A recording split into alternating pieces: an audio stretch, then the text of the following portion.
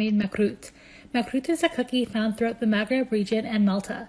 Traditionally, makrut is composed of a dough made of semolina and is commonly filled with dates, but also figs or almonds. Of course, there are various recipes. Some are baked and some are fried in oil, and some contain almonds or sesame seeds on top. No matter which way it's made, it's always cut in a diamond shape. And makrut typically has designs on the top that are usually made with a special tool, but I didn't have one of those, so I just cut some lines on the top using a knife. Like I said before, this cookie can be either baked or fried, and I decided to bake mine today and top them off with sesame seeds too. Overall, these tasted really good, and I like that the honey just added the perfect amount of sweetness.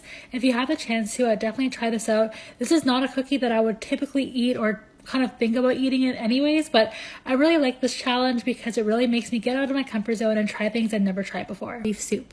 This is considered the national dish of Sierra Leone, but it's also very popular amongst other West African countries. This version is made with beef and smoked fish, but there are also numerous versions of this. I forgot to film this, but I also added in a Scotch bonnet pepper and the cooked beef. And if I'm going to be completely honest, I really wasn't the biggest fan of this. I really wish I did, but personally the smell of the crayfish just really wasn't for me. But I would love to hear any feedbacks in the comments of what you think I should do different to try for another time. I'll tell you how I made aquadu.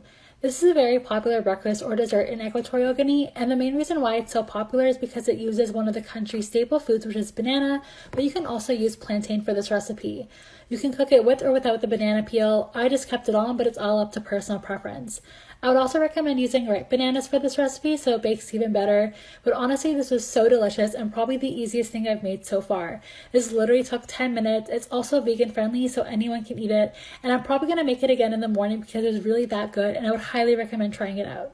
These are traditional appetizers found in Libya, which consists of fried potato wedges that are then stuffed with a meat filling and are really popular especially during Ramadan. What makes these particularly special are how the potatoes are cut. Personally, I've never tried a potato cut like this, and basically it's made by slicing a potato by keeping two slices joined together at the base to form kind of like a pocket, and then that pocket is filled with the mincemeat mixture. Honestly, these look pretty intimidating to make, but actually it was very straightforward, and the actual process of cutting the potatoes were quite simple.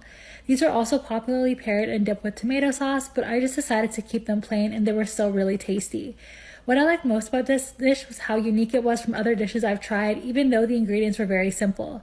This is how mine turned out. I was honestly really proud of the results, and everyone in my house loved these, so these were definitely a 10 out of 10.